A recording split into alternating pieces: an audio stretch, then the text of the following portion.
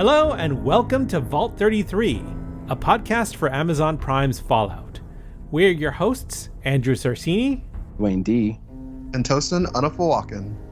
We just watched the second episode of the second season of Fallout, entitled The Golden Rule. We assume you have as well. Total spoilers ahead. Let's dive into the aftertalk. Before we do, we've got some places where you can follow us. Follow us on Twitter or X at Fallout Vault 33. Add us on iTunes, Spotify, and other streaming services. Like us, leave us a review. That's how we get noticed. But as always, the best thing you can really do is spread the word and tell your friends. This episode was written by Chris Brady Denton and directed by Frederick E. O'Toy, who directed the last episode, the first episode of season 2, which we talked about. And he's a seasoned TV veteran who did Westworld, The Boys, Shogun, more episodes of Fallout in season 1. We know and we love this guy. He always tends to direct like the heavy-hitting, huge episodes. I have a recap for everybody. I don't do it as well as Dwayne, so he's going. He's giving me the opportunity to do it this week. So here we go.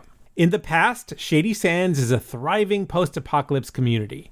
Young Maximilian's father is a successful engineer and doctor in the town. A caravaner wanders into town one day, repeating the cryptic phrase, "Patrolling the Mojave almost makes you wish for a nuclear winter." He has a remote device on his neck, and his caravan carries an armed nuclear bomb. Max's dad attempts to disarm it, but a failsafe is activated, setting a countdown timer. Understanding time is up, he clears out space in a lead-lined fridge and puts Max inside, telling him one day he'll grow to be a good man. Far away, a younger Hank McClane washes his hands clean as his Pip-Boy tells him the detonation was successful. A younger Lucy calls him to read to her. In the present, wandering the wasteland, Lucy admonishes the Ghoul on his manners. They hear a woman's voice calling for help and medicine in an abandoned hospital. The Ghoul identifies the woman as a Tunic and says helping them would be a waste of resources. He finds another Tunic nearby, kills him, and begins to eat him, but he spits out the infected flesh. Rad scorpions attack and sting the Ghoul and the woman Tunic before the Ghoul's grenade clears them out. Torn between helping the Ghoul or the Tunic recover, Lucy decides to give the Tunic a stim pack and leave the Ghoul injured in the hospital. The Ghoul reminds Lucy of her commitment to the Golden Rule. Lucy tells the Ghoul that the rule applies to people. Lucy helps the Tunic walk away to find her people. Lucy and the Tunic trek to the Tunic's base camp, and arriving there, surrounded by what seems to be hostile forces, Lucy suspects she may be in over her head. In Vault 31, all of Bud's buds wake up from cryosleep, confused. Norm tells them it's Reclamation Day. Bud is dead, and their final test of worthiness is to find a way out of the vault. Norm has effectively motivated this team to find a way out. They discover a ventilation hatch and climb out into the wastelands at the shores of Santa Monica. Norm is awed. In Vault Tech New Vegas, Hank continues his research on remote mind control, but every lab rat he thaws out and applies the remote to ends up exploding in the process. He needs a more durable test subject. Hank thaws out a human subject, but that trial fails as well, exploding him also. Maximilian, in his knight armor, effectively clears out an abomination-infected building to retrieve a hard drive from an office. Returning it to Cleric Quintus at the Brotherhood's flying base, Maximilian watches as a team on the desert floor awakens Area 51 from the sand dunes. The Brotherhood open up Area 51 and start combing through its artifacts. Squire Dane predicts nothing good will come from their recent acquisition of cold fusion. Dane tells Maximus that Quintus has called a meeting of elders without informing the Commonwealth. He's planning for civil war. The elders are reluctant at first to betray the Commonwealth, but after seeing Quintus's offer of unlimited energy, decide to follow his lead. Maximus is challenged to hand-to-hand combat by a visiting knight. Overwhelmed by his imposing strength, Maximus is near beaten to defeat when he turns the tables on the knight and brutally guts him with a knife, killing him. Dane walks away in disappointment, seeing how much Maximus has changed from the friend they used to know. A vertebrate arrives, and out of it steps Paladin Harkness, liaison from the Commonwealth, who seems to be aware of Quintus's plan for civil war. And that is our wrap up for this that is our synopsis for this episode. So over on impressions, what did you guys think of this episode? I'll start with you, Dwayne. What did you think of this episode? I mean, it was a solid plot mover. I think, they're trying to introduce some new elements to thicken the plot here. Introducing the people who wear the sort of like toga stuff that Lucy's hanging out with, introducing the idea that the Brotherhood is has these different factions, introducing the idea that Hank is going to cosplay as a Vault Tech executive instead of the person that he was before. So they're just kind of like building a broader base from which to tell more stories, and that's interesting. Tosin, how about yourself? I really liked this episode. I think more so than the first one. On the second viewing, I think I just spent a lot of time just soaking it in. And it was really interesting to see the threads throughout that continue throughout this series, but just get given a little bit more room to breathe in this episode, as well as just understanding the history of Maximus. I think that was pretty great to see too. Yeah, flashbacks are always good when they give you good sort of background story and characters that are central to the plot. I do get tired of flashbacks that tell you about people that I don't care about or who might die next episode. But when it comes to what they're doing here with Hank, with Maximus, I think it's really useful because with Lucy, we kind of know her story. I'm sure there's going to be vignettes here and there about that fill in some details. But in the first season, she was very much the most central character, and we kind of got an idea of the whole entire world, seeing it through her eyes as she grew up in Vault 33. And the whole idea was that she was kind of like, her eyes were being opened wider by leaving the vault. Now we not only see her and Maximus and Hank and some of their backstory, but we're also seeing Norman come into his own. Right. And like Lucy, he was born with Lucy. I mean, not with Lucy, but he's her brother. So they were raised together. We sort of have an understanding of how he was. And I think in the first season, most of us kind of thought of him as a throwaway character. But by kind of going against Bud Askins and, possibly killing him, it's kind of unclear, and getting these guys to these, upsetting the Vault Tech plan by getting these corporate stooges to sort of get their eyes opened also by being in the real world. We're kind of seeing a new sort of awakening of three new characters, right? So that's I thought it was going to be Moldaver this season, but she died last season, so I guess not. But yeah, we're going to see this stuff. Andy, what did you think of the episode? I've said this before about this show in general, but it's like when we were covering other shows like American Gods or Westworld, there was so much subtext and layers, and there is here also, but it meant that what we were doing a lot of was deconstructing themes and subtext, and here I feel like the writing is so sort of clear cut and on the surface that I'm spending more time just reacting to what's on screen rather than trying to pick apart and dive deep into the meaning of the show, which is very relaxing for me as a viewer. And I think it's just a testament to the writing on the show being so clear cut with the priority of being superficially enjoyable rather than trying to be incredibly deep. The depth that they have in the world building and they everything else is sort of, it makes it very easy to follow the show and follow along with it and talk about it and just fun. So they get to have a lot of fun. And I do agree. I feel like what we're seeing here with Norm, I think Norm's going to end up emerging to be like an MVP here, the ruler that he's going to be the leader that he didn't know that he was capable of being. And it's fun to see that. It's fun to see that. It's fun to get the backstory of Maximus, to round out that backstory. It helps add to who they are, and I'm looking forward to seeing all of that emerge.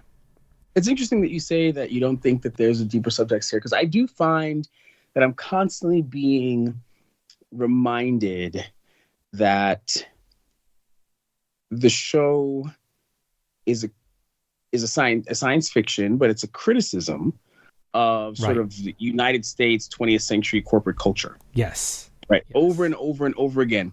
I mean, these middle managers are people who are motivated by like random circles he has in a package, right? And it's because they've been trained by Vault-Tec or whatever to sort of, the idea is that you guys are elite, the next generation of elite people. You can move up in the world if only you do what the corporation needs you to do, kind of thing. And I think that was a mythology that was pushed to sort of like this idea of like white collar work throughout the second half of the 20th century that people are finding fault with and criticism with today, to the point where when you see systems that don't follow the sort of like corporate focused, board run society, then you have people like Hank going out and like nuking them, right? We can't have people voting. We can't have a society that's not motivated directly by profit, which could get in the way of our ambitions of a society run by Vault-Tec Corporation. Therefore, we have to nuke it, that kind of thing. So I feel like that's one of the things that I'm constantly, as a person who spends his time surrounded by corporate culture and investors and investor relations people, I feel like this is one of the things that they do a very good job of. For sure. Despite the fact that they're kind of like set in a desert and running from one video game in season 1 to a sequel video game in season 2 kind of thing. So I do feel like I'm getting some of that subtext. I also feel like in order to make it relevant, they had to create a family affair. So Hank is trained to be a leader, and he, trained his kids, especially Lucy, to be a leader. She was supposed to become a leader of Vault 33 eventually, I suppose. And what's going to happen from what we're seeing here is that should Lucy come across Vault 33 again, she's got this brother who's now in charge, right? Which is unexpected. Meanwhile, Hank is trying to be in charge of this Vault-Tec space, and even though he kind of like pays fidelity to whoever he was talking to in the beginning, at the end of episode 1. And Lucy is kind of like a woman without a nation right now. So she was held up to become a leader. She's a woman without a nation. And her brother, who was sort of seen as a misfit, is now effectively the leader of Vault 31. Right. In the abstract, at least, while Hank is at it again. So this family affair, I think, is what makes it relevant to the user, as opposed to sort of like, I hate corporations and corporations all stink. And, something like what was it called? Resident Evil, another video game adaptation where the corporation was evil. You kind of just felt like it was kind of evil on its face in a way that like is completely unbelievable. Yeah. Whereas Vault-Tec motivations are clear and its rise is subtle enough. So I don't know. That's the subtext I'm kind of seeing. That's an interesting point in that, not only, I mean, the themes are definitely there. What I'm reacting to is that a lot of those themes they've covered in season 1, and here they're just sort of reinforcing those themes. However, I will say that to your point, it seems like what we're getting out here is a reinforcement of the family aspect in that, you've got all of these members of the McLean family who each have their different roles, and it kind of reminds me a little bit of the Skywalker clan, where you've got your evil patriarch, who's pulling the strings. And then you've got your administrator in Leia, who's now Norman. Right. And then you've got your adventurer in Luke, who's now Lucy, which is actually the same name. Luke and Lucy being literally the Latin, derived from the Latin term for light. So that's interesting too. But there's another family here too, and that's Cooper's family.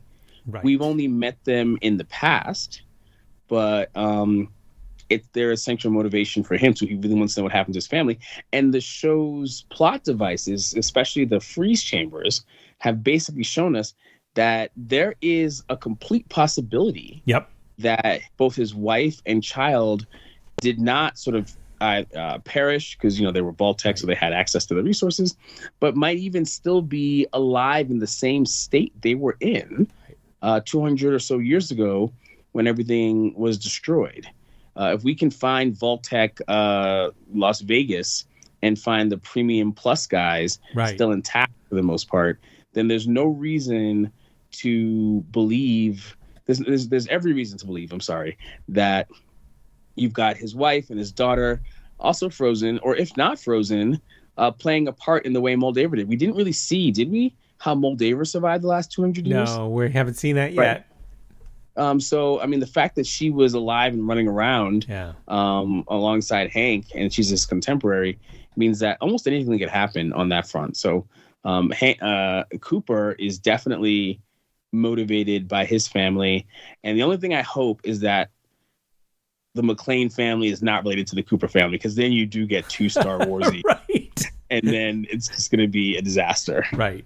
As we get into the salient points, do you want to talk about the meaning of the title, the Golden Rule? Yeah, I think everyone, or I assume most people know the Golden Rule, as Lucy noted, treat others how you'd like to be treated. And so we see that very directly in how Lucy goes through her life, especially in this episode where she's with the Ghoul.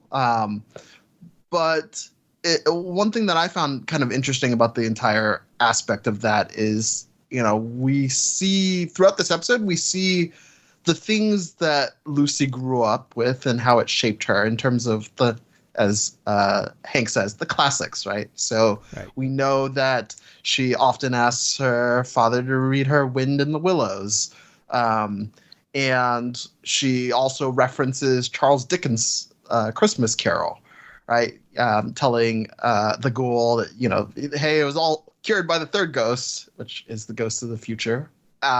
So it's just interesting to see how she develops her values from that. Wind in the Willows talks about friendship, some adventuring, social responsibility. And I think the other thing that I find kind of interesting about the show is that there's always this clear connection and clear reverberation of proverbs and idioms, right? In this episode, it says, first you don't succeed, try again, right? And to me, it's even in the apocalypse, the one thing that continues are idioms and proverbs, right? Those are time-tested and last forever. Well, the interpretation is what's so sketchy, right? So, you hear, if at first you don't succeed, try again. It's used. I have kids in my life, and they're building Legos or something, and they're not getting it right. And I'm like, okay, let's look at the paper, the little booklet that comes with it. Let's try it again, take it apart, try it again, see what's different, all that stuff. And that phrase is a relatively innocent way of saying try and be persistent in order to achieve something. And what Hank is doing with it is effectively, he's no stranger to committing murder, but he brings it to its most gruesome conclusion, right? And it's very much about if I need to get what I want, and if that means killing people, even though he's all about Vault-Tec and Vault-Tec's clients and Vault-Tec's purpose, he's out here killing Vault-Tec clients, and he justifies it by effectively choosing a person who had a family but only saved himself because the tickets were expensive. Oh, family's important, that kind of thing. Right. So I feel even with family being important, the building block of civilization, that ties into what Tosin just said with regard to sort of these sort of well-known cliches, right, and idioms. Meanwhile, Lucy's out there with the Ghoul, kind of why is the Ghoul with her? Obviously, he wants to get at Hank too. But, all these shows, you have this concept of found family. Maximus has it with Dane, that kind of thing. Maximus might even have it with Quintus. He's not. It doesn't look like Maximus is too happy with the way Quintus threw him to the wolf over there. Right. But at the same time, I'm sure we're going to find Quintus saying something along the lines of, I knew you were going to beat him because Jesus or God or whatever. I do have a question, though. When it comes to the golden rule, is that fundamentally a Christian rule, or is that like pre-Christian? Or, because I'm looking at this world and I'm kind of wondering if this is truly like a universal thing, the golden rule. Like, where does it come from sort of, I guess, philosophically? Is it, I feel like not every faith or cultural outlook really believes in the golden rule. I think coming from where Cooper did before the apocalypse and how Lucy specifically was raised in the vaults, they have this shared sort of middle America post-war wholesome attitude, America as sort of like predominant society. And I think something like the golden rule sprung out from that, maybe obviously before then, but was certainly predominant in that era, in that post-war American era, American exceptionalism. Maybe. I guess maybe. I mean, if you think about what America was doing during the post-war, it wasn't quite the golden rule there. Right. But I suppose that's what the public had. But yeah, I think about, like, as Tosin read it out loud, and it's this aphorism or cliche or phrase or sort of like proverb. I do wonder how universal it is, being an American, but spending my time with people who are not necessarily American. Right. Well, this is I feel like the world of Fallout, at least the Vaulties are kind of like a definitely a middle America white Christian, even though the vaults themselves have multicultural elements, a white Christian centric that sort of that false ideal that we were all given at the sure in the post-war 50s and early 60s. And we do see a little bit of that American gung-ho-ness when we meet the elders from the other groups. For sure. Yes. I love how, like, every time I watch this show, they add a little bit more detail to the world building that really enriches this show. And in this episode, I saw that in the post-apocalypse Shady Sands, where Shady Sands is like this thriving community, part of it is part of that aspect is that the Brotherhood troops are keeping the peace. You see them patrolling Shady Sands, which is interesting because you have the Brotherhood apparently working in concert with the New California Republic.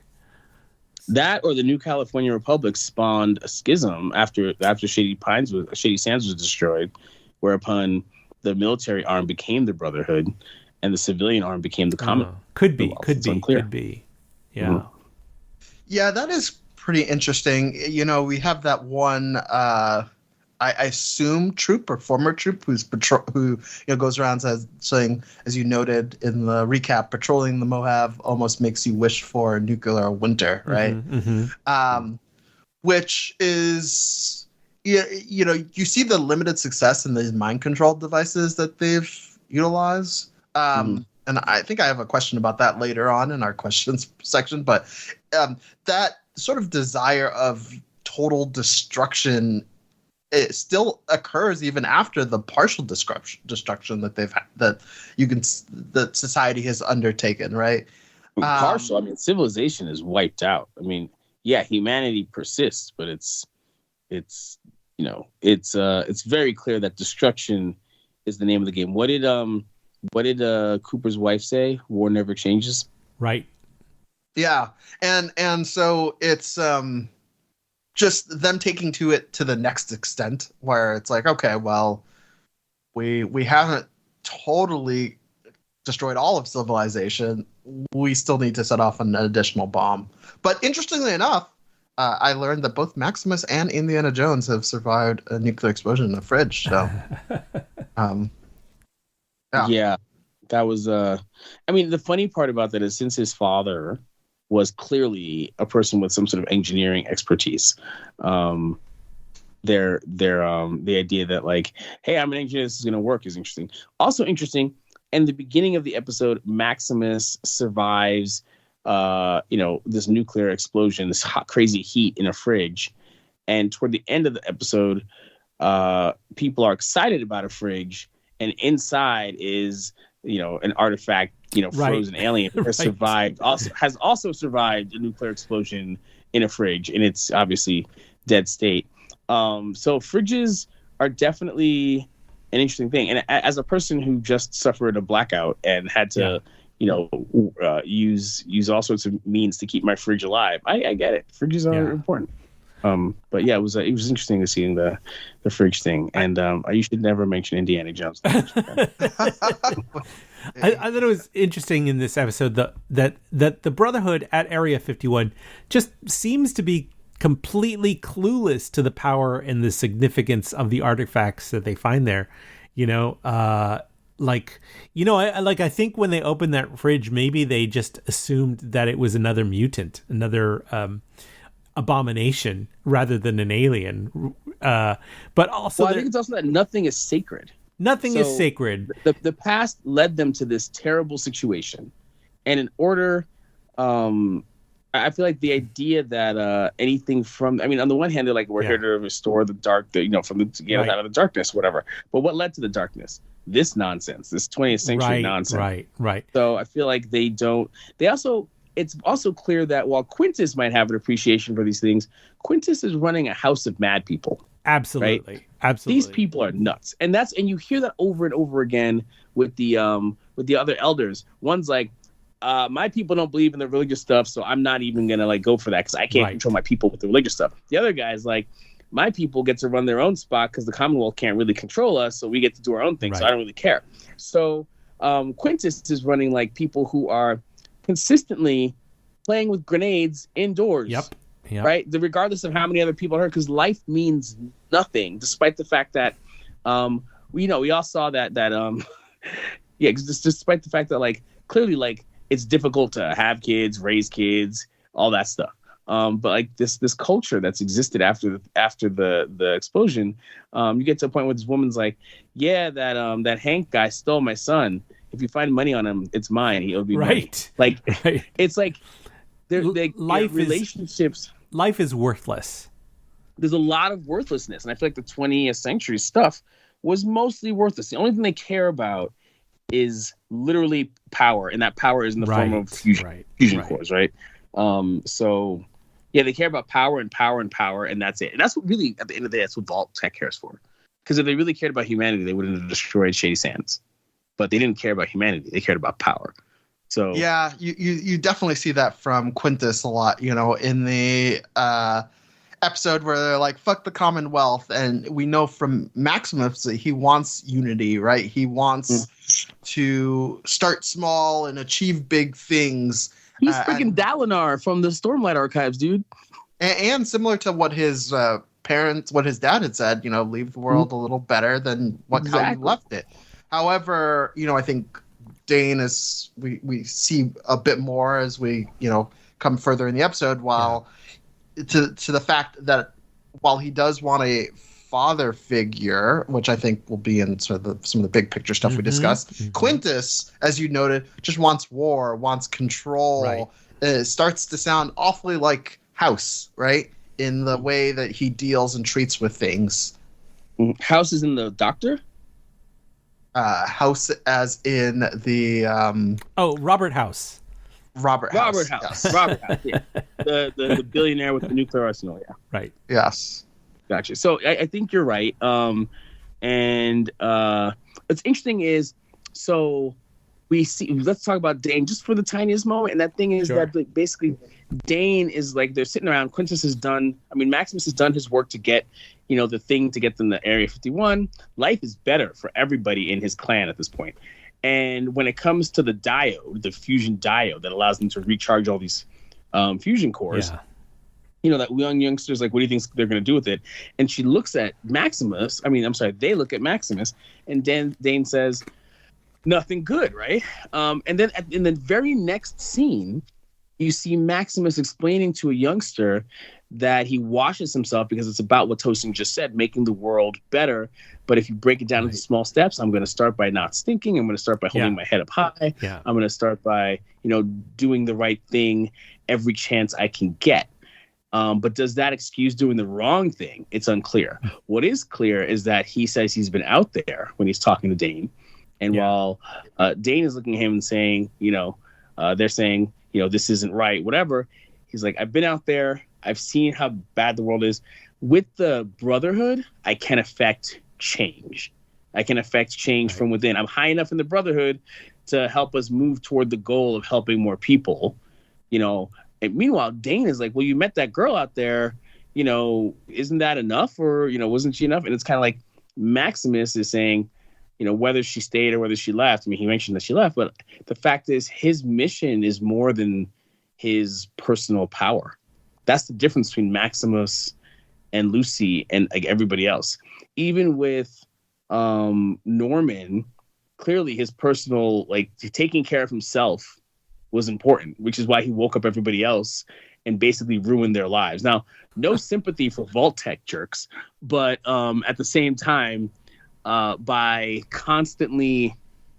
basically waking everybody, or maybe it looked like half of them were opened, all those people up at once, he's denying future leadership, knowledge, know-how to Vault 33 and Vault 32. Right. And he was doing that to save his own skin rather than crawl in there and take a nap for the foreseeable future. So that's an interesting thing. So Norman is kind of about himself, and then Hank is definitely about himself.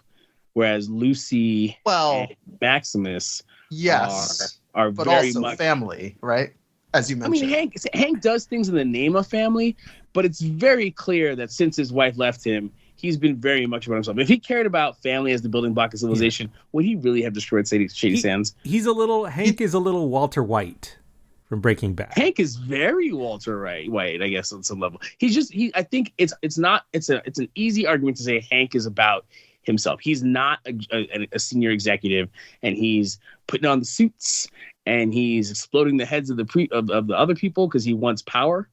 Whereas Lucy's trying to help people with the golden rule, and Maximus is trying to actually do the golden rule on some level. And he wasn't going to kill that guy until that guy pulled a knife on him, right? Right. The knight comes out and he's whopping. And so this is one of the things, I listened to your recap, and I feel like the recap is kind of skewed to say Maximus killed this guy, almost like he was fighting him and then he just decided to slaughter him. He didn't. He really was he was getting his ass beat. Yeah. And he saw an opportunity to be motivated to kill this guy when it's not this guy wasn't just some knight, but he was a bad dude, right? Yeah. And he saw his opportunity, he killed him. The fact that Dane is mad that Maximus killed him makes me think that there's something wrong with them. Because the idea that Maximus should just lay down and let himself get killed by this dude. Yeah. I mean, that's crazy. Obviously Maximus is a hero in the show. We like him. I know that I like this actor a lot and what he's doing. I've never seen him before, but I dig it. But I feel like when Maximus kills that dude, it was probably the most sanctioned killing in the whole entirety of Fallout so far. Well, I mean, I think maybe pretending to be Dane there, I think at that time she may have believed that Maximus had subdued this guy. Maximus was on top, in control of the knife, and could have potentially just walked away. He was strangling him with his gigantic bare hands. At the time, it felt like there may have been some enjoyment in there, not as a fight or flight, but more as this is the thing that must be done for the better of our, society, our brotherhood. Is that enjoyment? I don't know. I feel like look, maybe not enjoyment, but okay, so that's a big change between enjoyment and not enjoyment. Yeah, that's more than necessity. I mean, I guess it's necessity through I kind of want to say necessity through occupation, but not quite. Necessity through your current terms of employment. Really, that's really what it is. I mean, versus what is he? Is you really think that if he let that guy, so that he's got the knife with the guy's body, he's holding it, and the guy isn't yielding? Like, if you have a knife to your throat, do you yield or do you push? And I feel like what happened was the guy's like, I'm gonna try to strangle you anyway, and then Maximus was like, all right, I'm going to grit my teeth. Blood is going to come out of my mouth. And I think what happened there in the performance was that it's unclear whether he was smiling or gritting his teeth. But at the end of the day, because there was no yield, he had to kill. But I think by the end of the day, it's animalistic. And that is what he becomes. You're telling me. Which is versus, like all the other. He becomes one of the Brotherhood, right? Like all the other folks there that are just blowing up things in her eyes. Now, that may not necessarily be... I think their eyes are... If that's what their eyes are thinking, I think that's a problematic self-narration. Don't you? I mean, like, literally, he's fighting for his life. And when he gets the upper hand, he has a choice either to be strangled by this gigantic man who could recover or to end him. And it's not like the people, the elders, called it off. Like, oh, you lost. Okay, end of bout. No, Quintus was just staring at him, basically challenging him, being like, you know what Quintus is going to say. God chose you to win or God chose you to lose, right? Like, Quintus is like, you're my sword. You're my tool. That kind of things. I don't know. I find it hard. I find it hard to be mad. I mean, I guess, Dane is going to be a flawed character. Like all the characters are flawed. So I'm sympathetic with you absolutely there. But I do feel as if Maximus killing that guy was not the bad thing that Maximus could have done. Like shooting all the whacked out ghouls, maybe, because they're relatively innocent, to get that thing, to get the Area 1. Maybe that was not so great. But this one dude, was a bad dude. I'm not saying he's not a bad dude, but when I watched it, I thought that there was the case for Maximus to stop. I didn't think he needed to go all the way. But once again, I think it's up to interpretation. I think maybe it just boils down to Dane realizing that Maximus is not the same person that he used to be before he became a knight. And that's true. The now, is disillusionment of that. Maximus is still a knight, right? He's not a paladin, correct? He's a knight. Okay, so he's not a paladin. All right. Because when Paladin Harkness shows up, right, that was also interesting because he's looking at Maximus with this gigantic dead guy on the ground that he clearly just wiped out. And there's a weird sort of like, I don't know if it's weird, but there's definitely like, okay, respect. Yeah. Sure. Did you see that, Tosin? Yeah, no. I mean, I saw. Well, it's hard whenever I see that actor to sort of take things seriously. But I think it was more of a quizzitive. For me, it was more of a quizzitive. Okay, well, I guess that's a thing that you guys do. Like, I guess that's why you guys aren't with the Commonwealth, because. So that's kind of how I read that, and back to when I noted about Hank and family, the one instance I was just more thinking about is when he unfroze the guy who only came by himself, right? Who left his family. And that's really more about tickets were expensive. Hank's interpretation of what family is, right? Versus right. I mean, that was Hank trying to feel better about killing somebody. He's like, who am I going to kill from this? Yeah, I'm going to kill the guy who's the worst of the lot, so to speak, and that worst of the lot is the guy who lets his family behind to die in the nuclear wasteland, so he could be fine. Yeah, right. So I feel like that was Hank. That was a statement on Hank, more so than it was a statement on that other dude. But they're both jerks, so good riddance. Any other or mice? Any other salient points before we move into our big picture? Well, I think one thing that was quite funny was when Lucy was chatting with the woman that she had saved, and she's like, "You're a kindly profligate." Yeah, profligate. And, of course, Lucy has no clue what that means, Right. but thinks it's a positive. I think she knows what profligate means. She's just surprised to be called one. Lucy's pretty educated. You think so? Definitely. She knows what words mean. I think she knows what words mean. I just feel like she's just looking at, she's like, I just saved your life. Why are you calling me a profligate? I'm clearly a good person. So a religious person. By the way, can you define that for the audience, just in case someone listening doesn't know what that means? It's like a person who spends a lot. They're extravagant. It's wasteful. It's excessive. So like, it's not like she called her. It's not like she called her like some sort of like Gentile, because this woman is not a Gentile. It's not like she called her some sort of like pervert, or she called her some sort of like,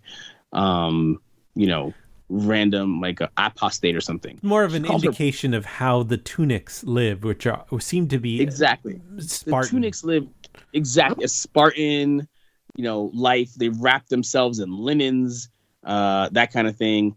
And Lucy's in like this like outfit with her blue, like she's wearing colors. So for this woman, calling Lucy profligate when Lucy is not really wasteful, or she's like, she right. saved her last impact to save this woman's life.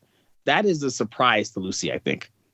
That's what I got from it. Because mine was more of a Lucy is all happy and cheery and just not quite clear on what everything means in this world, because she's sometimes she sometimes always looks for the best in everyone in all situations to. But is that profligate? Often to her. Well, I'm not necessarily saying that is profligate, but I'm just saying that I think if she had called her like a loser or anything, Lucy would have still taken it as a positive, because that's just how she sees the world. Maybe. I feel like when she said profligate, I wonder if a lot of people who are watching the show thought pagan. And I say that because this woman's clearly religious. She actually, I think of people with a sheltered life, she probably shares it in common with Lucy. If you're one of these people that's from this religious situation where you live on this hill, whatever, you're living a sheltered life. You're told that everybody else is a problem. You're told that everybody else is bad. You're probably living the safe and savior life. So you're sheltered too. And when you see a Lucy, even if she saves your life, you're like, oh, her lifestyle is excessive. Look at all the stuff she has. Right. I just have a tunic. Right. So I feel like, but when you see a religious person in our world call someone an ancient, like an almost obsolete English word name, you think pagan. You think, you're outside of my sphere of influence. You're outside of my sect. You're outside of you're an other. So it was interesting. I think the word profligate is actually a fascinating choice. Because we're talking about it, right? So right. That was really interesting. That's a good point, Tosin. Yeah, it's also pretty funny to me how easy it seems to be just to attach brain modules to mice. It's like click it on, like it's just like. Is he doing it right? Like I think he's doing it wrong. And then of course, I think the last thing for me was like, although Maximus doesn't know why Lucy is left. Why Lucy has left him, he still wants to work on bettering himself by not smelling bad, right? So it's that sort of reminder. Oh, that's a really good point. Right. That's a really good point. He still has that kind of almost attraction or whatever. What's interesting, what stuck out to me was they get to Area 51, and the Brotherhood of Steel is revealed to have a workforce that exists far beyond the Knights, right? We can see kind of what only you'd remark upon as like an army of desk workers. Like there were people who were instantly putting together, like sitting behind those desks, doing paperwork, doing other things. It wasn't just a whole bunch of knights messing around. We did get to see the knights messing around, destroying the car, looking at the icebox and everything. But we all know that in order to have an army, you have to have a whole bunch of bureaucrats. And seeing that kind of machinery begin to get to work in their new digs, the elders was.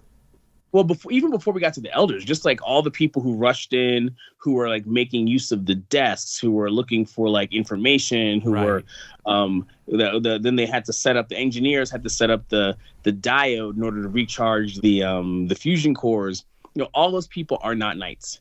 when the other ships showed up and you got to see this like world of, hey, we spent a lot of resources to get here and other things like that, you realize it takes a lot to support these knights, right? I mean, at first we saw just a squire or two, but now we're seeing everything it takes to support the knights. I mean, people have to farm or raise food, right? Like there's a lot going on here, which is why the Brotherhood of Steel suddenly becomes far more interesting than some sort of like army of like religious zealots. Sure. It's certainly an army of religious zealots. Don't get me wrong. It's religious zealots. But what it takes for that army to exist is very interesting. It's a well-organized, striated world of religious zealots. Exactly. And you don't really see that in the game. You just see the Brotherhood being, evil knight people. You don't really see this stuff. So I think that fleshing that out was extremely interesting. But that's the big salient point that I... All right, let's get into the big picture, which is our examination of the broader themes of this episode as it relates to the season and the series as a whole. The first thing I'd like to point out is in this episode, given a choice, Lucy still prefers to save a human over the ghoul. She still doesn't acknowledge the ghoul's humanity and refuses to accept that she is like him. She's a discriminating bitch. Yeah. Well, I mean, I think it's interesting. Like even though they've traveled together, yes, but he's still a person, and even though they've traveled together, I think, because they're not completely on the same page, just the fact that they have differences of opinions, she chooses to use the fact that he's a ghoul. And probably the fact that he's a cannibal and eats other people. I'm gonna say, like, you kind of like forfeit some aspects of humanity when you eat other people to survive for 200 years. But what if you don't and have a also choice? Don't have a nose? I mean, you have a choice. If someone said you're gonna die of old age, or you could just like continually like transfuse the blood of young people into your body in order to stay alive, and you choose to transfuse the blood of young people into your body in order to stay alive, I feel like you're less human than most humans. Because part of humanity is dying. The ghoul doesn't even have that option. He can't even die. Even if he wanted to, he can't die. What are you talking about? Of course, he kills other ghouls. He all can the time. decompose, but he can't die. I mean, he killed other ghouls. I mean, she says in this episode, I'm giving the stim pack to you, the Tunic, because she can die and you can't. Well, I think he can't die for from from that particular thing. If she didn't give it to her, the woman, the Tunic would die. But if she, I mean, the stim pack is going to make him heal faster. Yeah, that's different than him sort of like dying or whatever. So I just if he got like shot, or if he actually got hung in that first episode, she got stabbed by the thingy, by the super scorpion. By the way, those scorpions were even bigger. Even the little scorpions were bigger than the ones in the Carboniferous period, which is like the part of like Earth history where we had giant, like house cat sized scorpions. Right. Those things were even bigger. And that very large one, unless oxygen in the fallen world is somewhere at like 45%, there's no way that thing could have existed. It's fiction. Yeah, but totally. It's interesting that she chose a complete stranger over someone she's already has history with. You got to watch out, because what she did was equity. She's like, you will survive. It's triage, right? Triage is equity. You will survive, even though you got stuck by this gigantic scorpion. This woman who got stuck by the gigantic scorpion will not survive. Yeah. Therefore, I'm going to give her the thing that will make her survive. You might be in pain, but this person would die, and I'd rather both of you be alive, even if you're in pain, than not. So that's kind of where she landed on that one. I don't know that was a complete denial of his humanity, but I think it was a denial of his sort of like supremacy in her life. She's trying to send a message like, I don't hate you or anything, and I'm happy to like travel with you, but I'm not going to A, disregard humans calling for help, and B, let them die on my watch.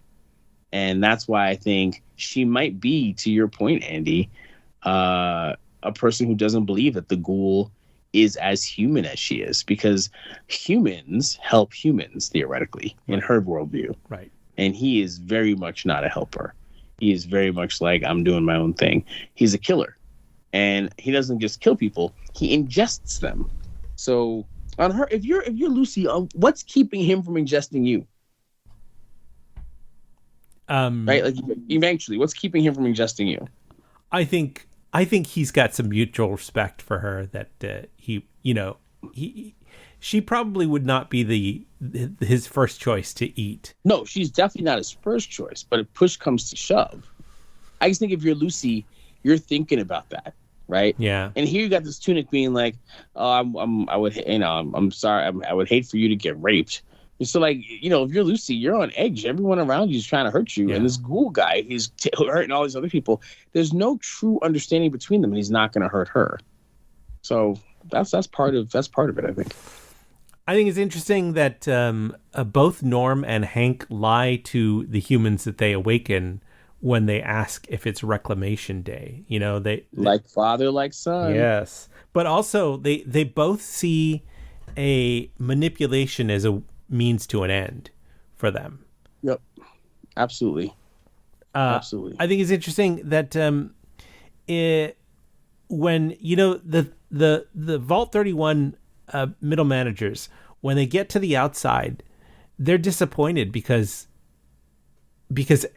everything that they've ever known has been about engineered comfort. They went from engineered comfort to these cryopods to expecting to be thawed out, but still in engineered comfort. But to Norm, who has grown up his entire life in this engineered comfort, he sees the external world, the chaos of the external world is beautiful.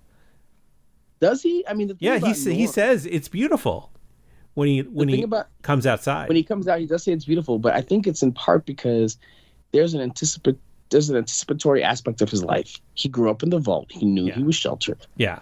Right. He didn't grow up in freedom. So the first time he goes out, I mean, it's the first time for everybody. Right. That's what's so interesting about it. But it's the first how do they react to it versus how does he react to it? So they see desolation and he sees freedom, which just goes to their worldviews. Yeah. Right. I mean, granted, they're all going to die unless they get some water. Not seawater, but like fresh water. Sure. But the point is, he's been trapped in the vault his whole entire life. Right. Everywhere he's looked, he's seen walls. And for the first time ever, he looks out and he sees the shores of Georgia. Right, Andy? No. Well, that's Santa Monica. And earlier today, Andy was trolling me and telling me that the whole first season took place in Georgia. No, I didn't say it took place in Georgia. It was shot in Georgia. It was shot in Georgia, but I think that ambiguity was a funny one. The bottom line is we're in a place where he's looking out at a world that is unbound. It's like the first time you or I or Tosin ever played a video game that was an open world game where you just keep on going and the computer would continue to generate land or sea or air or whatever, right? Yeah. He's seeing that, and we're used to that. Sure. The guys who came out alongside him, they're used to a world that was their oyster. Yeah. They're middle class people. Yeah. They go outside when they want. They come home when they want. But they can always go home. Now their choices are, they're being told that Bud Askins wants to set them free, but at the same time, there's, like you said, there's no engineered comfort in this world. And maybe they'll work together to engineer it. Maybe they'll cannibalize Vault 31, but in order to make a better life. But at the end of the day, I'd be pretty shocked if the world was just a sandy wasteland. The only person who isn't is like Mila Jovovich and the Resident Evil. Resident Evil. Tosin, what do you got? Some of the themes that I have here on my side is there's this theme of committing to an ideology, and it's quite interesting to see from the characters themselves whether or not they respect it and or respect themselves. So, for example, in a very sort of obvious moment, we have Hank where he's looking in the mirror after washing his hands clean of the destruction that he had just provide to Unleashed on Maximus's- Shady Sands, yeah. Yep, and to Maximus' family. But he seems to, my interpretation was he seemed to accept it, that it was a necessary choice, and then forces a smile to, go see his family. Yeah. You have Maximus throughout the episode, right? First killing the various abominations, and then just all of the things that he did for the Brotherhood. And yeah, and so you just have these sort of different. Is he committing to the ideology, though? Is he going along to get along?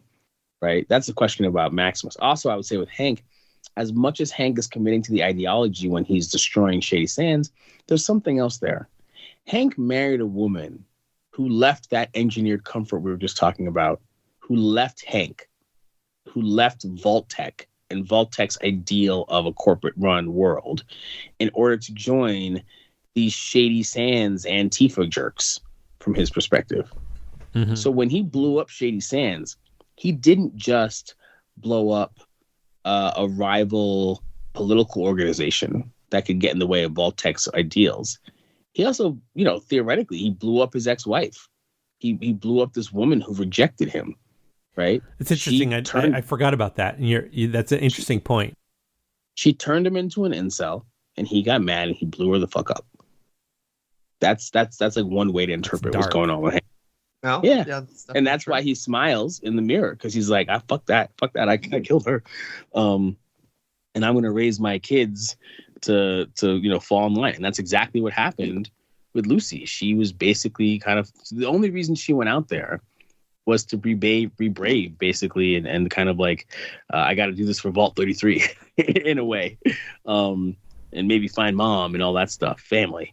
But yeah, so it's like, it's unclear. It's like, what did the elders say? It's open to interpretation. So like, let's keep on going with these people who may or may not have, who ostensibly have followed, pledged allegiance to these ways of knowing, but kind of maybe haven't. So we did Hank, we did Maximus. Who's next, Tosin? I mean, we could go throughout the cast for this particular thing, but I think those are kind of two of the main ones that we see in this episode. Well, think about Dane, right? Dane, her idea, like she's not really part of the ideology, but she's ostensibly a Brotherhood person, right? Like she could leave. I mean, they could leave. Sorry, the Brotherhood at any time, but they don't. So why are they there? Yeah, no, that's interesting as well too. But as you mentioned, it's all about family, right? As Dominic Toretto would say. Exactly. Don would have been sad at that red car getting destroyed. For sure. Yeah, he definitely would. He definitely would not have let that happen. So there's also this theme of acceptance by others, right? Hank seems to do everything in his power to want to continue the wishes of Mr. board. House. Yeah. Maximus throughout that fight is looking for approval from Quintus. Yeah. And as you mentioned, Dwayne, he wants to be the sword to his shield, and even when you see Quintus earlier in that episode say "my son" to him, you can tell that Maximum kind of wants him to fill that role for him of his father he lost. Do you think that's true? Because part of me wonders if whenever Quintus says that to him, he actually cringes because he had a father who saved his life. See, I can't tell. I already have a dad. When I see that, I can't tell whether or not Quintus is being manipulative, or he generally considers Maximus as an heir. Yeah, I think Quintus aside, on my second viewing or third viewing or whatever it was, like you see Maximus look and smile, like he looks happy. You think that's a smile? I do think that's a smile. I think it's a very, very clear smile there, because I think that that's what he wants, and I think each time he's looking at him throughout that fight, he's looking for approval. He's also looking for someone who cares for him. And my hope is that he realizes at the end of this all that Quintus doesn't. I personally don't think Quintus cares for him or cares for his well-being. Like he didn't seem concerned. He was kind of like, yeah, keep doing what you're doing. So I hope that I hope that gets conveyed, and that that I think we'll have more of those discussions in future episodes, especially coming from, his partner in crime there, Dane. I think like they will definitely have conversations around the manipulation, as they have already, right? Of, hey, he I doesn't just feel care like about the collective, right? What's happening here is the writers are putting Maximus in between Dane and Quintus, right? That's obvious. Yeah. What is unclear to me is, and I as a person who's had mentors and other things like that, it was unclear to me whether or not Quintus was throwing Maximus to the dogs in this case. Yeah. Like kind of how Tosin's insinuating he didn't care. Or, because think about it. If some random guy from another Elder's team kills Maximus, then what's Quintus's fallback here for maintaining control? You saw Maximus stop those dudes from basically incinerating everybody with a grenade twice, right? On some level, Quintus needs a person who's going to administer the idiots among his knights. So sure. there's that. He does have that motivation to keep Maximus around and happy. And another level, it's completely possible that Quintus, like everybody, like all those elders talked about how they have to answer to people, right? If Quintus is sitting there and he's trying to say, "Oh no, don't touch Maximus," what does that do for his faction? Yeah. In the face of the other factions, right? Like a king might totally betray one of his subjects, but he's not going to betray that subject for the sake of betraying the subject.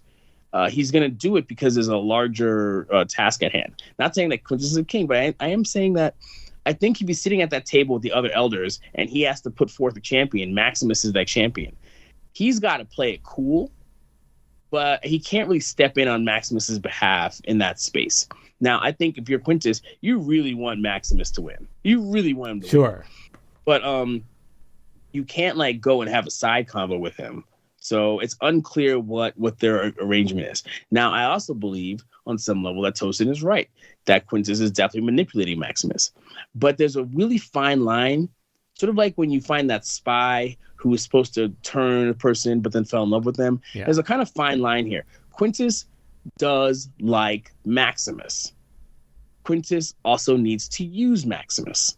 For sure. And Maximus needs to use Quintus. Because if Maximus really wants to help the Brotherhood keep history from repeating itself, then his job is to really support Quintus right now. But make no mistake, on some level, Maximus wants the power because he's going to come to a conclusion, and I think Tosin will agree with this, he's going to come to the conclusion that the only way the machinery of the Brotherhood can be used to help humanity is if he's in charge, not like a Quintus who is ambiguous as to his loyalties, right? So I feel like that relationship can be nice and complex, not unlike what we're seeing with Dane and Quintus. Dane being on the low end of the totem pole, a disbeliever. I was just here to get free food. I was listening to whatever they have to say. And Maximus having once been that, and then obviously betraying his oaths when he let that other guy get killed and then taking his armor.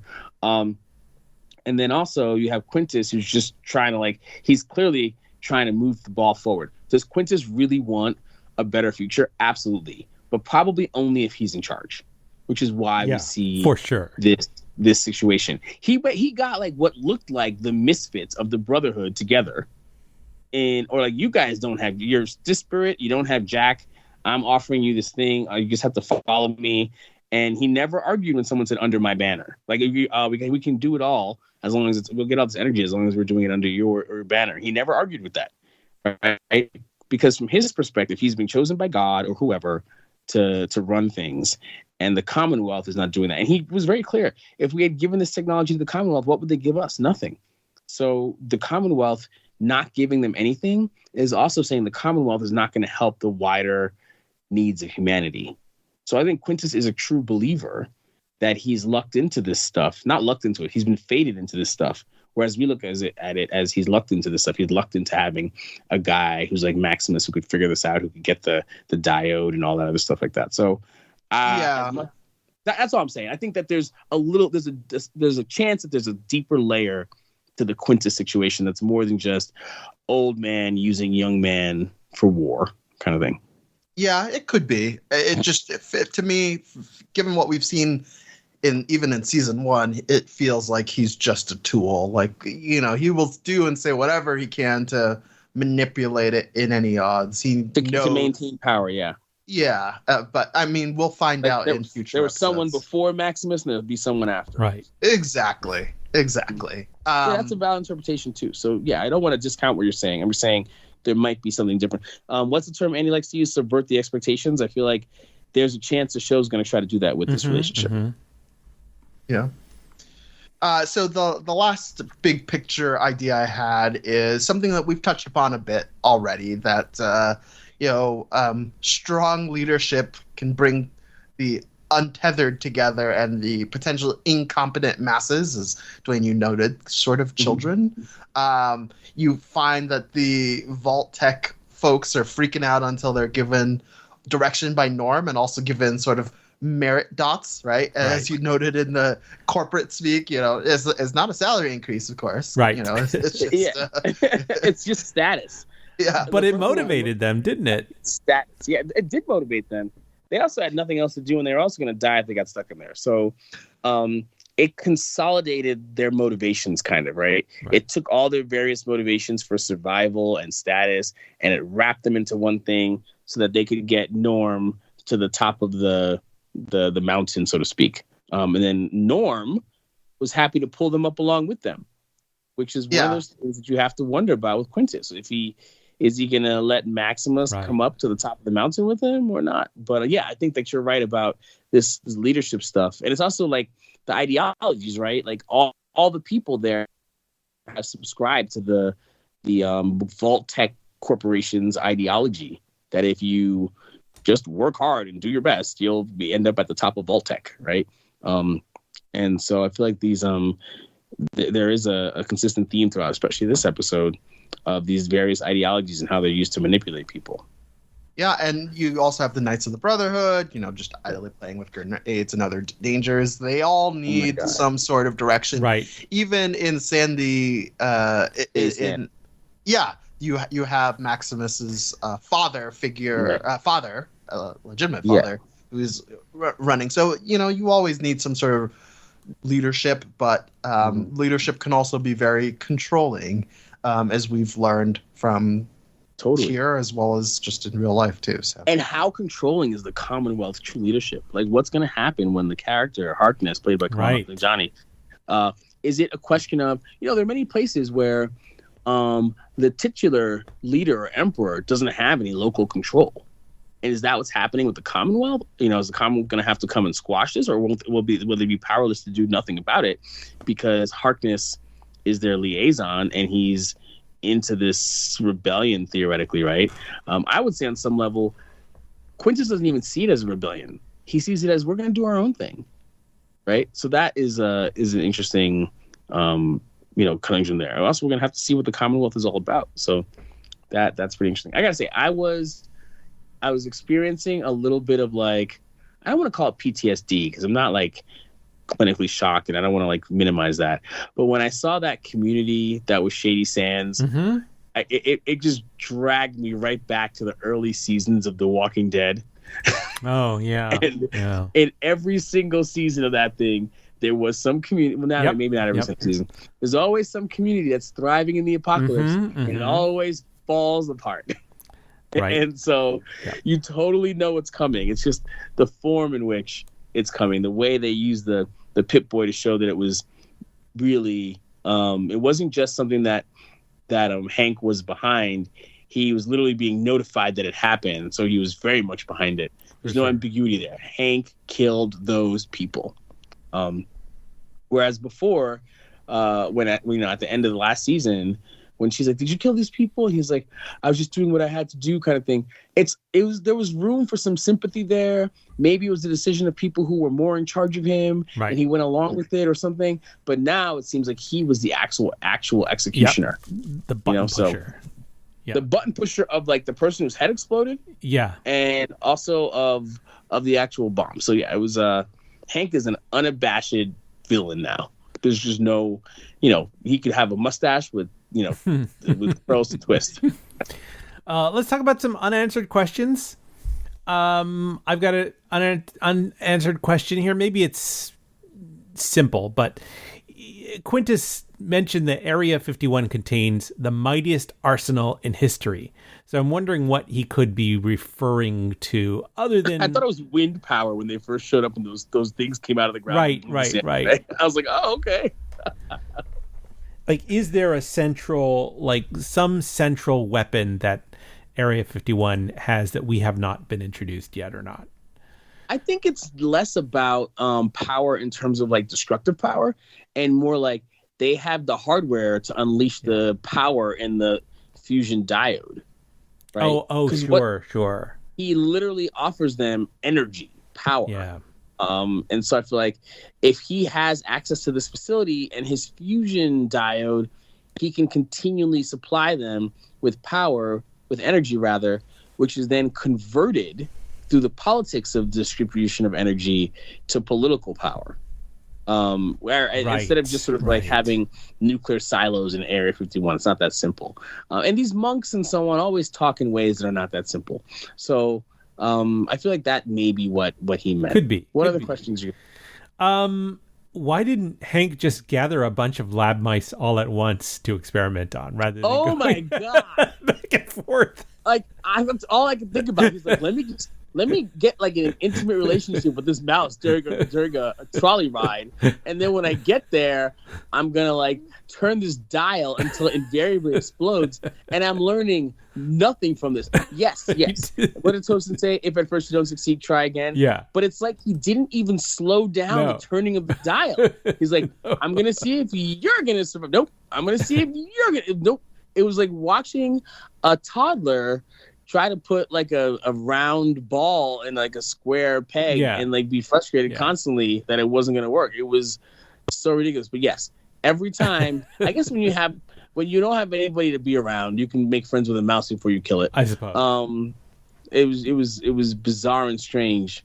And, but that's the whole point of the show, right? To be bizarre and strange. So I had a question. Yeah. It's a little silly. Like, how did Lucy hear that woman scream?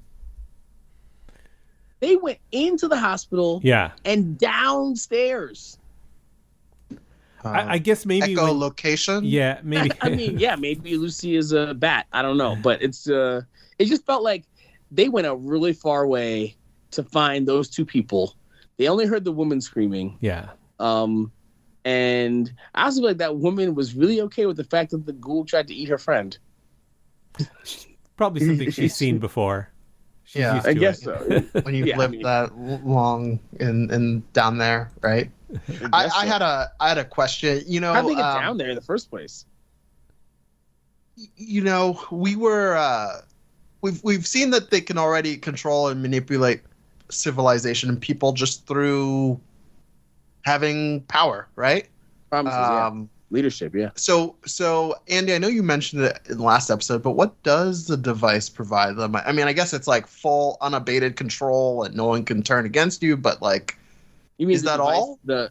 You mean the computer on the neck? The neck? The implant? Yeah. Is that the only thing that turns humans into just like pure mindless automatons? Exactly. It's a metaphor for what Vault-Tec is seeking to do overall.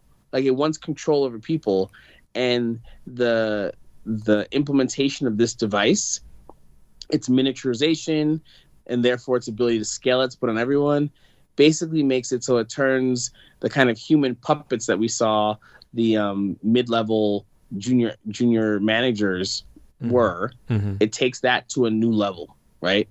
So I feel like that the point of it is, pure manipulation of people without even having to find out how to convince them of things, right? To work for it, I guess. Yeah, exactly. Like it's just like the ultimate. It feels like an allegory on AI, right? Like, I don't want to pay for labor. Right. I just want the labor to do it. I don't want to have to, deal with like people's feelings and manipulate them into like wanting what I want. I just want to put this thing on the back of someone's head and do it. And so, on some level, that's what all corporations want, in a abstract and cartoonish way. For sure. So there's that. Yeah. And then finally, Dwayne, you touched upon this when you said the corporate ladder to get him out of the tunnel. What happened to the guy in the bottom? Like, he seemed like a pretty big guy. It seemed kind of hard to get him all the way back at the top, Just leave him behind? Is that... I wonder if there's no rope, right? Like, there was a rope when it came to Lucy getting out. But yeah, it just felt like... So those people's motivations seemed very individualistic until he, like, put them on this task. And even then they were like, well, I know this and I know that and I know that. And he's like, well, why don't you work together? And they're like, oh yeah, we can work together. So I feel like, yeah, there's a huge chance that they left that dude down there. Oh. All right, there's a huge chance. Let's talk about some technical aspects. This is where we talk about some of the behind the scenes elements we enjoyed in this episode: music, acting, visual effects, etc. In this case, Easter eggs. Amongst the artifacts at Area 51 that I noticed appeared to be a Ghostbuster proton pack, the Bill of Rights, and the Ark of the Covenant, which I thought was a nice... Yeah, and terracotta warriors. From all over the place. Yeah, that was pretty cool. I did see the Ark of the Covenant, and I thought that was a good throw in, especially because the Ark of the Covenant suggests that, like, Indiana Jones was once there, which explains how the fridge thing worked, right, Tosin? I guess, but there was an alien in the fridge, so maybe they repurposed it. I don't know. Exactly. So one thing that I didn't really like, and it was always jarring to me both times, is some of the animations of the whirly bird, the helicopter when it's docking or undocking. Mm-hmm. I actually like that. That's so interesting. I mean, like the design, sure, great, but you could just it just looked so fake. Versus everything else that looked really sort of real. You could tell that it was done digitally, and I don't think it's very well. So one of the things I liked about it was, unlike a Marvel helicarrier or whatever, it didn't just or like a Star Wars Star Destroyer, it didn't just nestle in there and like suddenly you're all inside and like it's all whatever. Like when the arm comes up, the other arm comes down, they link, and it's a little jostly, and then when he comes off, it's not like there's a ramp that gets him right onto there. He has to jump. It is not for the youthful. It is not for the faint of heart. It is ramshackle, even though it is advanced technology, right? I liked that. I also liked how worn everything looked. It reminded me of the way J.J. Abrams had spoken about his intentions with The Force Awakens and having that used look of things. I thought that was useful. But, I mean, I guess from a CGI perspective, I was caught up in the moment, so respect to you for being like, this wasn't the best CGI here. I mean, I hope one day they go back and fix the shit in Black Panther, but maybe they'll fix this too when they're doing that. Yeah, no, I mean, the concept is cool. It's just, it took me, I instantly noticed it first viewing, and then, like, upon sequential viewing, I was like, oh, this feels rough. But, you only have so much money, you can't do everything. That would be very hard to do that practically, so... something that I did really love is the actor who played Joseph, Maximus' father. I think his name is, I may mispronounce this, but Bashir Salahuddin. I thought he just did an amazing job and really stuck the landing. Ray of light. Yeah, really made me feel as though, made me feel for that situation and for the people there was hope in the apocalypse, and then suddenly there was no hope. Yeah. Particularly that final monologue to Maximus as he's putting him in the fridge. Oh man, it was a heart-wrenching. Yeah, as a parent, that's not easy. Yeah. But you bet your bottom dollar. Earlier today, I was like, you're going to grow up to be a good man.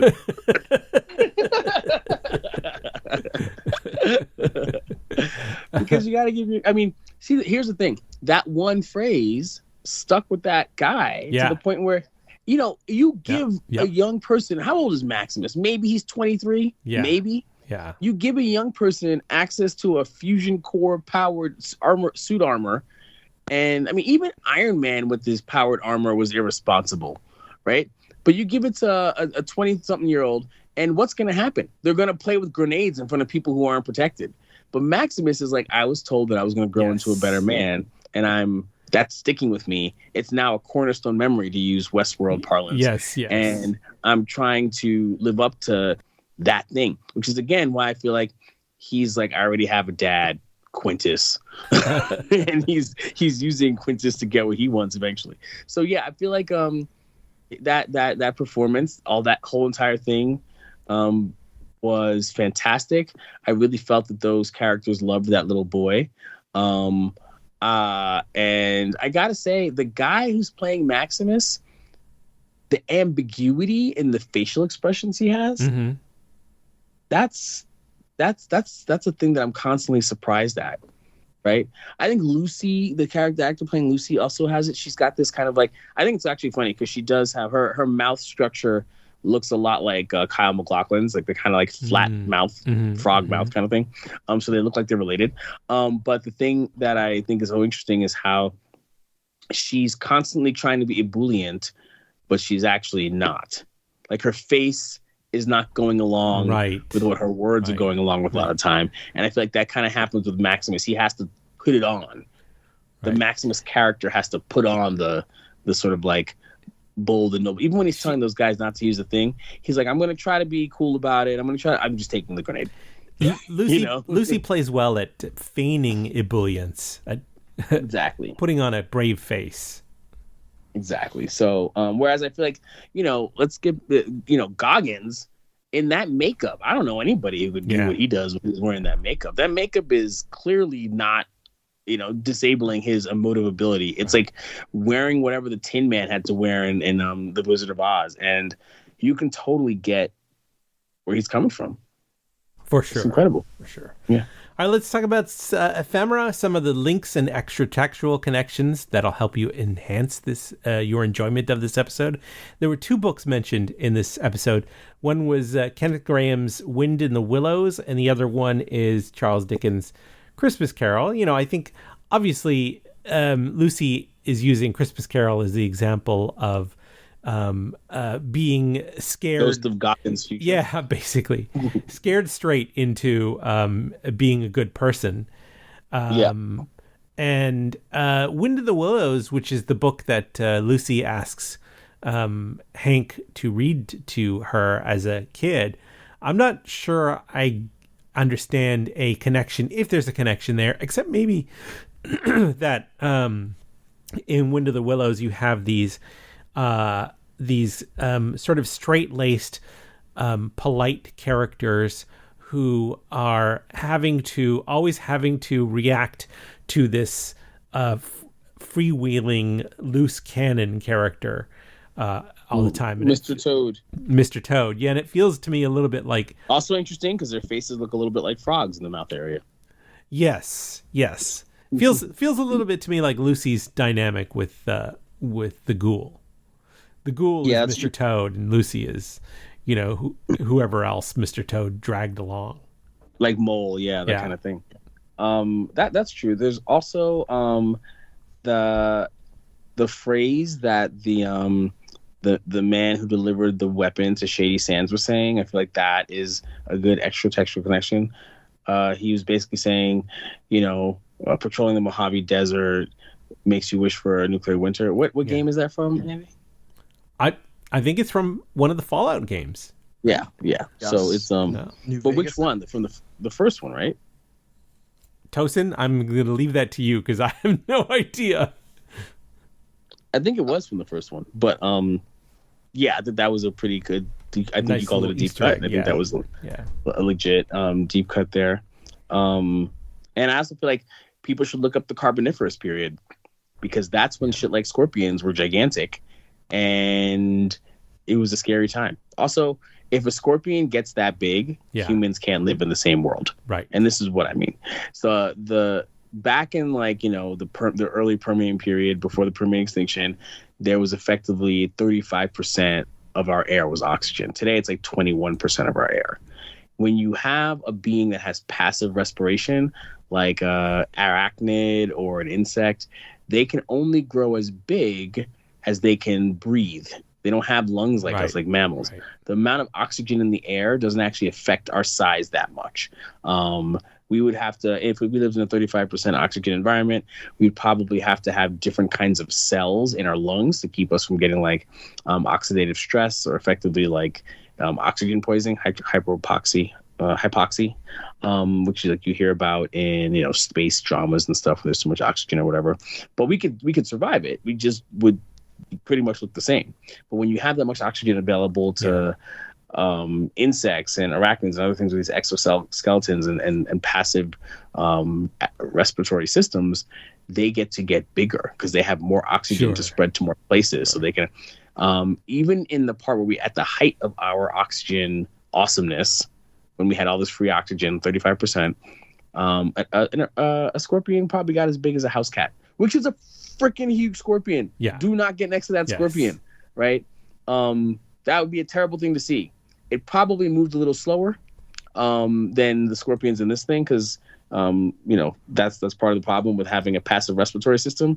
Even when you have a lot of oxygen, you can't move that fast all the time.